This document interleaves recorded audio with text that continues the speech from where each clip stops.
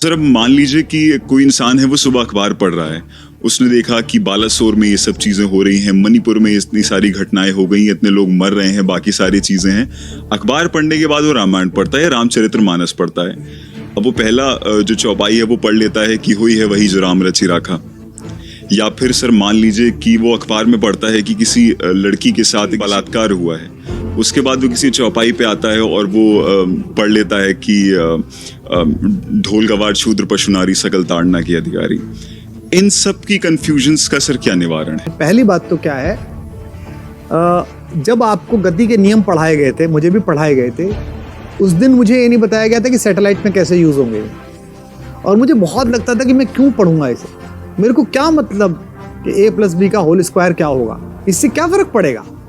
लेकिन जो मेरे साथ के लड़के पढ़े थे उन्हें वो आज बड़ा बड़ा काम कर रहे हैं। ये जो जमीन में अंदर पड़ी हुई है हमारी मैरीन वाली जो बड़ी बनी है, मेरे साथ के एक साथी का पराक्रम है सरकार के साथ मिलके, तब पढ़े थे, मेरे काम नहीं आए, उसके काम आ गए।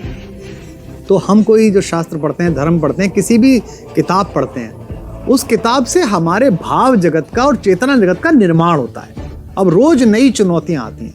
हुई है वही जो राम रचि राखा, इसलिए नहीं है कि आप निराश होकर बैठ जाइए, भगवान जो करेगा करेगा। हुई है वही जो राम रचि राखा इसलिए है कि जब आपके विपरीत कोई निर्णय आए या तो आप हताश ना हो, आप ये माने कि ये नियति थी, ऐसा ही होगा, अब मैं आगे बढ़ता हूं। और आपके कोई समर्थन में ना आ जाए तो आप बहुत अधिक अहंकार में ना आ जाए कि तो मैंने कर लिया, आई एम द क्रिएटर। तो दोनों ही अतियों से बचाने के लिए एक पंक्ति है। दूसरे, बाबा तुलसीदास की अपनी दृष्टि है, उनका अपना सोच है, उसमें जो जो आपको नवनीत तत्व लगे, अच्छा तत्व लगे।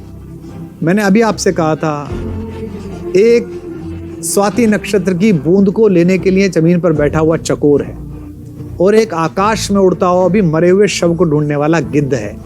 आपको तय करना है कि आपको दिव्य दृष्टि बनानी है कि गिद्ध दृष्टि बनानी है। कुछ लोग मानस को गिद्ध दृष्टि से देखते हैं और कुछ लोग मानस को दिव्य दृष्टि की तरफ से देखते हैं।